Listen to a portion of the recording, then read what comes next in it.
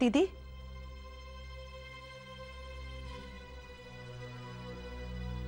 দিদি শুনছো? আমার অন্যায় হয়ে গেছে দিদি, আমাকে মাফ করে দাও। অন্যায়? তোমার কখনো কোনো অন্যায় হয় মেজবউ? আমার উচিত হয়নি দিদি। আমি জানি নীলের উপোস করা আমার শোভা পায় না, কিন্তু মঈন বিহারী আমার পেটের ছেলে না হলেও তাদের তো কোনোদিন অন্যভাবে দেখিনি দিদি। তাই তাদের মঙ্গলের জন্য নিজেকে আটকাতে পারিনি, এতদিন নুকিয়ে নুকিয়ে করেছি। এইবারই সব ধরা পড়ে গেল। তুমি আমাকে মাফ করে দাও দিদি, আর কখনো হবে না। আমার কাছে মাপ চাইছো কেন? আমি তোমাকে এই আদিক্ষেতা করতেও বলিনি, আবার বারণও করিনি। কিন্তু মঈন যে তোমার ছেলে দিদি, তার জন্য উপোস করবো, ব্রত রাখবো, তোমার মত না হলে তা হয় কখনো? তাই বুঝি? আমার মত না নে কিচ্ছুটি করনি তুমি, তাই না? আমার ছেলেটার মাথার উপর নৃত্য করার জন্য নিজের বোনজিকে যখন আনার ব্যবস্থা করেছিলে, আমার মত নিয়েছিলে?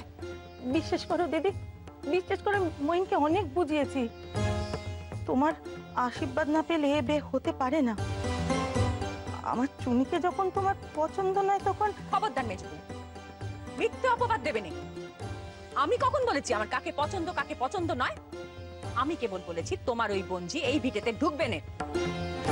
তা আমার সে কথা দামি বা কতটুকু, আর আমার পছন্দে অপছন্দেই বা কার কি আসে যায়? না দিদি, মঈনের কাছে তোমার মতই সবচেয়ে বড়, কিন্তু মঈনের জেদ তো তুমি জানো। কোনো কাজে নিষেধ করলে তার এবং জেদ চেপে যায়, তখন যে করে হোক সেই কাজটি তাকে করতেই হবে। ও, আমার ছেলের স্বভাব আমাকে তোমার কাছ থেকে জানতে হবে তাহলে? এ তোমার রাগের কথা দিদি, তুমি চিরকাল তার সব বায়না মিটিয়েছ। সে যখন যা চায় তখন তার হাতে তাই তুলে দিয়েছ। আমি বলি কি, তুমি তোমার আপত্তি তাকে বুঝতে দিও না। তুমিও বরঞ্চ চলো আমাদের সাথে মেয়ে দেখতে। তোমার অমতে তো বিয়ে হতে পারে না দিদি।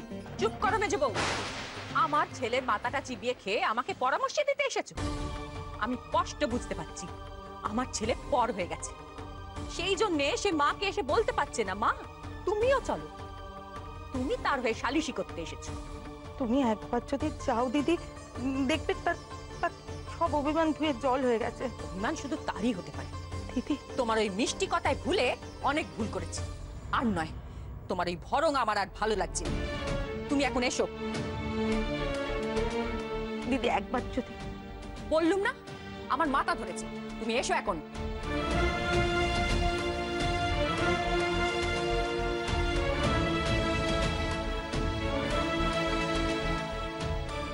তুমিও বরঞ্চ চলো আমাদের সাথে মেয়ে দেখতে।